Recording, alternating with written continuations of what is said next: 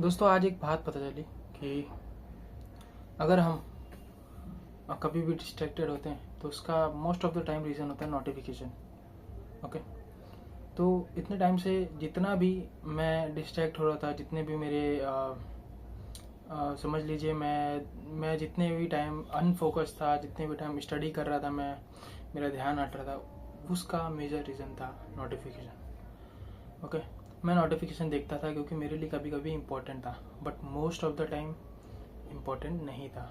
अगर मैं अपने गोल के पर्सपेक्टिव से देखूं, ठीक है, मैं कोई काम नहीं कर रहा था, मैं कुछ नहीं कर रहा था, मुझे केवल मेरे स्टडी से लेन देन था। ओके, तो यहाँ पे सबसे बड़ा रोल प्ले करता है नोटिफिकेशन का। तो एक नोटिफिकेशन ही है जिसके वजह से आज के जो भी लोग हैं वो लोग भी डिस्ट्रैक्टेड होंगे। ओके, मेरे जैसे सेम प्रॉब्लम वो भी फेस करते होंगे।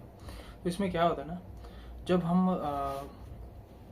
स्टडी कर रहे हैं और रैंडमली एक नोटिफिकेशन आता है, आजकल तो यूट्यूब का रैंडमली शॉर्ट्स का नोटिफिकेशन आ रहा है इंस्टेड ऑफ वीडियोस। ठीक है, लॉन्ग वीडियोस का तो जल्दी आता ही नहीं है, बट शॉर्ट्स का आपको हर एक मिनट में एक ना एक अपडेट आता रहेगा।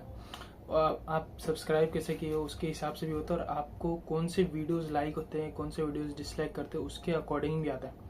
ठीक है, आपका जो पसंद होता है ना, उसके बेसिस पे भी आजकल नोटिफिकेशंस आ रहे हैं। इसका मतलब समझ रहे हो आप, जब भी आप कोई भी रील देखते हो ना, तो वो रील आपको एंड तक स्टिक करने क्यों वो करता है, आप क्यों एंड तक उस ज़्यादा टाइम तक क्यों आप रील देखते हो। इसके पीछे मेजर रीज़न ये होता है कि वो इंस्टेंट आपको प्लेजर देता है। ठीक है, इंस्टेंट खुशी देता है। तो आजकल जो आपके जो डिसलाइक्स लाइक्स हैं उसके अकॉर्डिंग जो भी आपको रील्स दिखाई दे रही है वो हाईली क्लिकेबल होता है। ठीक है, तो जैसे ही आप नोटिफिकेशन ओपन करते हो, उसको खोल के देखते हो, ठीक है, तो इसमें क्या होता है ना, इसमें आप सीधा उसके अंदर एक रील पे चले जाते हो क्लिक करके, फिर उसके बाद आपका 15 से 20 मिनट वेस्ट होना तय है। ठीक है, वो कम्प्लीटली आपके काम पे डिपेंड करता है कि आप कितना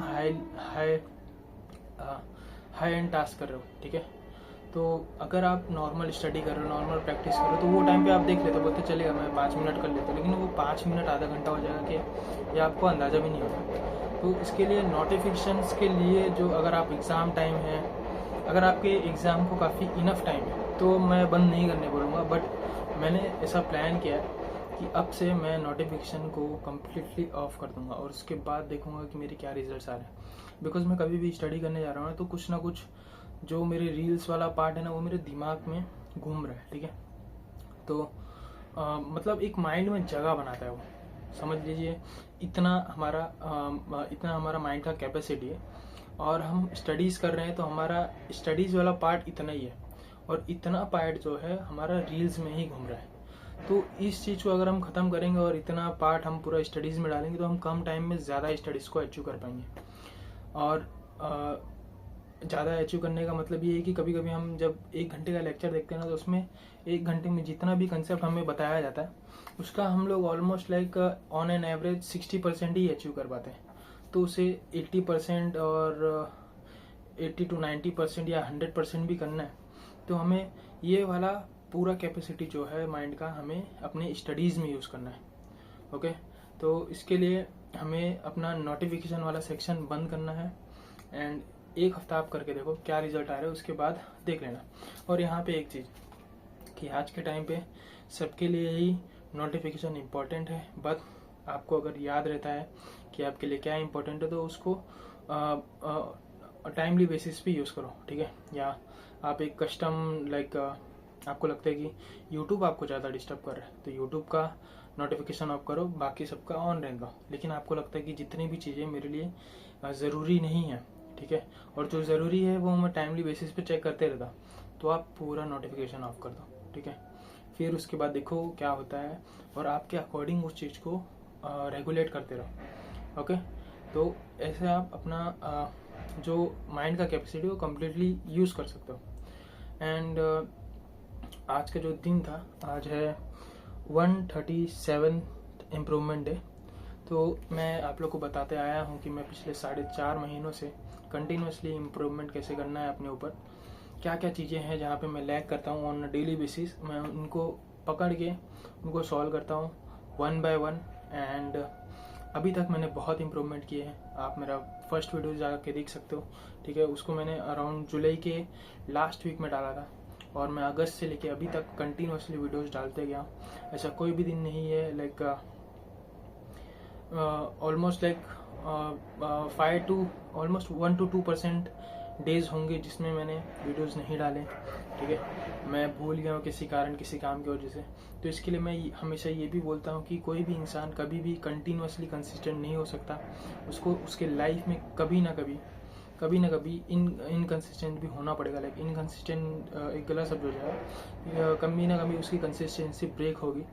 तो कंसिस्टेंसी का मतलब ये होता है कि कंसिस्टेंट रहने का कोशिश करो, बट कभी छूट जाता है। अगर आपकी कंसिस्टेंसी ब्रेक हो जाती है तो उसको वापस से उस कंसिस्टेंट में वापस से कैसे आना, इसके बारे में सोचो और फिर से कंसिस्टेंट होने का ट्राई करो, ठीक है। तो जब हम कंसिस्टेंट रहते हैं और कंसिस्टेंट होने का फिर बाद में जब कंसिस्टेंसी ब्रेक हो जाती है फिर कंसिस्टेंट रहते हैं, तो ये ओवरऑल कंसिस्टेंट ही माना जाएगा, ओके। तो आप लोग रेग्रेट नहीं लेना चाहिए आपको कि आप कंसिस्टेंट थे बट इसके बाद कुछ टाइम बाद आपकी कंसिस्टेंसी ब्रेक हो गई। बट जैसे ही आपको समझ में आ रहा है कि मैं कंसिस्टेंसी ब्रेक कर दिया हूँ, तो उसी टाइम पे सोचो कि कैसे इसको हम वापस से ला सकते हैं रूटीन में, या कंसिस्टेंसी को थोड़ा सा मॉडिफाई कर सकते हैं।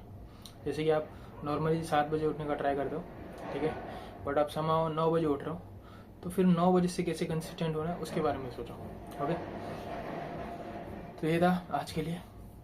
एंड बाकी जो मेरा स्टडीज़ का वो काफ़ी बढ़िया चल रहा है।